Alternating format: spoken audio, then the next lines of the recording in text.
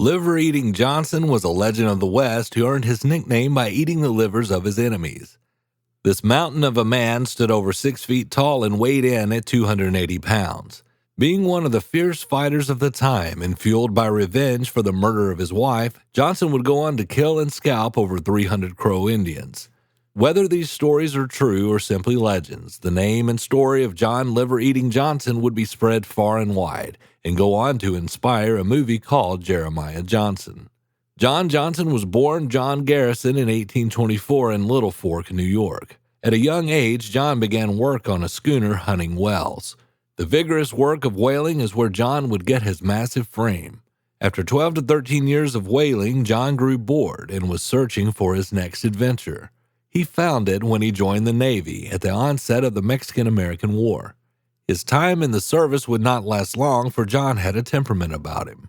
The story goes that when a commanding officer struck his comrade with the back of his sword, John in a fit of rage struck the officer in the neck, causing him to lose consciousness. When the officer came to, he wasn't sure if he was hit by John or struck by lightning, and John did not wait around for him to find out. At the next opportunity, John Garrison changed his name to John Johnson and deserted. Johnson quickly headed out west to hide. He began work as a woodhawk. He would spend most of his days harvesting wood to sell to the steamboats. After a while, Johnson soon found a wife. He married a young woman from the Flathead tribe, and the two settled down in the Alder Gulch territory in Montana. The two lived in a log cabin Johnson had built, and his wife was soon pregnant.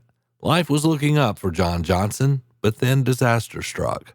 Sometime in 1847, John Johnson would be out harvesting wood when Crow Indians had discovered his log home. These Crow warriors quickly attacked the house, killing his wife and unborn child and burning the cabin to the ground. Upon Johnson's return from the day's harvest, he found the remains of everything he held dear, and overcome with rage, sought revenge on the Crow Indians. Being an experienced outdoorsman, Johnson quickly tracked down his wife's murderers. With his unbelievable strength, Johnson killed the Crow warriors, scalped them, and then cut out their livers and proceeded to eat them. The Crow believed the liver was necessary to enter the afterlife, so by consuming them, John Johnson would deny these warriors an afterlife. John would continue this vendetta for 25 years. In that time, he said that he had killed over 300 Crow warriors and ate their livers. This earned him the nickname Liver-Eating Johnson. Johnson would soon become a legend of the West, instilling fear to all the Native Americans. A story goes that one day Johnson was captured by Blackfoot Indians. Being familiar with his reputation, the Blackfeet planned on selling Johnson to the Crow. John was stripped naked, bound, and left guarded in a teepee. However, Johnson was not going to go easy. He managed to break the bonds that held him and killed his Blackfoot guard and took his scalp. Johnson would make his escape to his friend's cabin about 200 miles away. At some point in his life, Johnson set aside the vendetta he had against the Crow and made an ally out of the tribe. This did not end Johnson's fighting spirit, however. In 1863, John Johnson would once again join the military, this time to fight in the Civil War. Johnson joined the 1st Division, 2nd Colorado Cavalry, 4th Brigade H Company, as a private and scout. During his time in the war, Johnson was shot twice, once in the leg and once in the shoulder. This wouldn't keep John out of the fight, and he would continue to serve until 1865 when he was discharged. Johnson would return to Montana and find work at his old trade as a woodhawk. At this time, being a woodhawk was a dangerous profession. These men would often harvest wood in Sioux territory. This led to many engagements with the Sioux warriors. Johnson would find himself entangled in many encounters, but being the experienced fighter that he was, he would always come out victorious. Legend has it he was often seen with Indian skulls on stakes and selling Indian body parts to tourists as they passed by on the steamboats. Other woodhawks would not be so lucky. In the year 1868, 7 woodhawks were slain by the Sioux.